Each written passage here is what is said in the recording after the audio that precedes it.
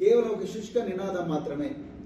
దయచేసి గుర్తుపెట్టుకోవాలి. అదేవిధంగా కాంగ్రెస్ ప్రభుత్వం కూడా ఘోరంగా మరి విఫలమైంది. అదేవిధంగా ఇక్కడ వాళ్ళు బీజేపీ కాంగ్రెస్ రెండు కూడా కలిసికట్టుగా ఉండి బీఆర్ఎస్ ను మరి దెబ్బతీయడానికి ప్రయత్నం చేస్తున్నాయి. కానీ ఒక్కటి మీకు చెప్పాలనుకుంటే తెలంగాణ ప్రజలకు అన్ని సర్వేలు కూడా బీఆర్ఎస్ కు దాదాపుగా 10 నుంచి 12 సీట్లు వస్తాయని అన్ని సర్వేలు కూడా చెప్తున్నాయి. బీఆర్ఎస్ భారీ మెజారిటీతో గెలవబోతున్నది. తెలంగాణ అనేది నివురుగప్పిన నిప్పులాగా మరి రగులుతా ఉన్నది కోపంతో. ఎందుకంటే ఒకవైపు కాంగ్రెస్ ప్రభుత్వం మోసం చేసింది, మరోవైపు బీజేపీ రాజ్యాంగాన్ని రద్దు చేస్తా అంటా ఉన్నది. 400 సీట్లు ఇవ్వండి, రాజ్యాంగాన్ని రద్దు చేస్తా అంటా ఉన్నది. రాజ్యాంగాన్ని రద్దు చేస్తే మొట్టమొదట పోయేది రిజర్వేషన్, కులపరమైన రిజర్వేషన్లు, మతపరమైన రిజర్వేషన్లు పోతాయి. సో మరి కేంద్ర మంత్రి అమిత్ షా గారే స్వయానా చేవెళ్ల సభలో ఏం చెప్పిండు, గైర్ సంవిధానిక్ ఆరక్షణకు హమ్ నికాల్ దేంగే అంటే రాజ్యాంగం రిజర్వేషన్లు పెట్టమని చెప్పింది. మరి రాజ్యాంగ వ్యతిరేక చర్యట్లయితే అమిత్ షా గారు మీరే చెప్పాలి.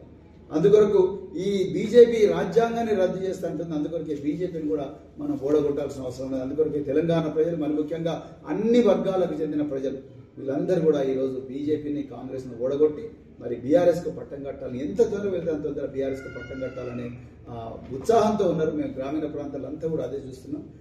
అందుకొరకు మరి తప్పకుండా ఈరోజు ప్రజలందరూ కూడా బీజేపీకి ఓట్లేసి కాంగ్రెస్కు ఓట్లేసి మరొక్కసారి మోసపోయి మన బొద్దల మనమే పడకూడదు అని చెప్పేసి నేను ఈ సందర్భంగా మీ ద్వారా మరి నాగర్ కర్నూలు నియోజకవర్గ ప్రజలందరూ కూడా మరొకసారి కోరుకుంటూ మరొకసారి ఈ అవకాశం ఇచ్చిన మీ అందరికీ కూడా ఉదయపూర్వక ధన్యవాదాలు చెప్తూ, మరి రైతుల సమస్యల మీద, రైతులకు ఈ కాంగ్రెస్ ప్రభుత్వం చేసిన అన్యాయం మీద మేము పోస్ట్ కార్డు ఉద్యమం కూడా తీసుకున్నాం.